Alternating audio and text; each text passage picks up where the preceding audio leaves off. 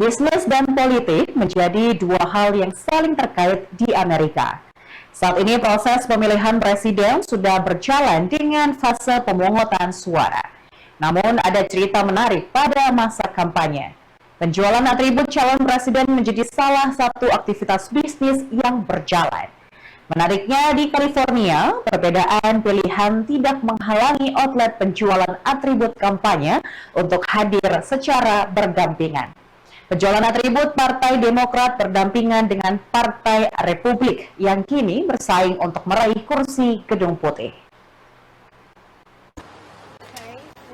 Sandra Roby adalah seorang pendukung Partai Demokrat di bagian selatan negara bagian California. Setelah melihat sebuah kios menjual atribut capres Partai Republik Donald Trump di tepi jalan, ia tergerak membuka stand sendiri menjual atribut kandidat pilihannya, Kamala Harris. Up until relatively recently, we did not promote our political beliefs out loud. It was something you just kept close to your heart and you lived respectfully amongst each other. But when Trump entered the stage, it all changed. It became kind of like World Federation Wrestling or a sports team, and we could no longer be invisible. Orange County, tempat Sandra tinggal, adalah wilayah yang solid mendukung Partai Republik di sebuah negara bagian yang kuat mendukung Partai Demokrat. Keberadaan kedua kios berdampingan mengundang respons negatif sebagian pemilih. We don't want that.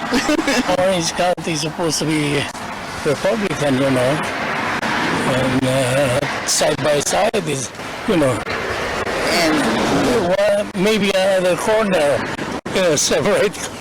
in a separate corner, but not together. Tapi sebagian pemilih lain justru merespons positif. I think it's really smart. You know, I think if people just get down and, you know, talk to each other, that they can find a whole lot more in common. Pemilih lain mengatakan inilah cerminan perbedaan pendapat dan pilihan dalam sebuah demokrasi.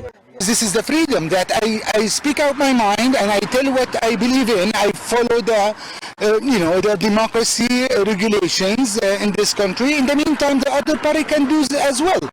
Steve Lawrence adalah pendukung Partai Republik yang membuka stand untuk menjual atribut Trump. Tadinya ia menolak berjualan dekat Sandra, tapi akhirnya setuju untuk berjualan di lokasi berdekatan. Just because I'm Republican and she's Democrat, there's no reason that we can't coexist here in the same location.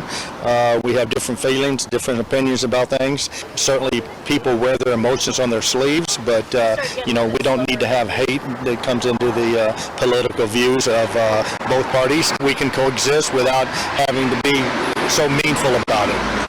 Sandra dan Steve mengaku keduanya menjadi teman kian dekat dalam beberapa bulan terakhir. Sebuah papan yang dipasang meminta pemilih tak saling menyerang satu sama lain untuk ikut menurunkan tensi politik.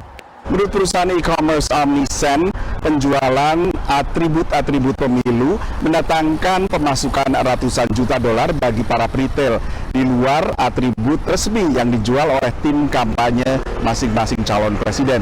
Menurut perusahaan ini, dalam sebuah survei baru-baru ini, sekitar 58% dari konsumen Amerika Serikat membeli atribut pemilu. Dari Washington DC, saya Nova Purwadi dan tim VOA.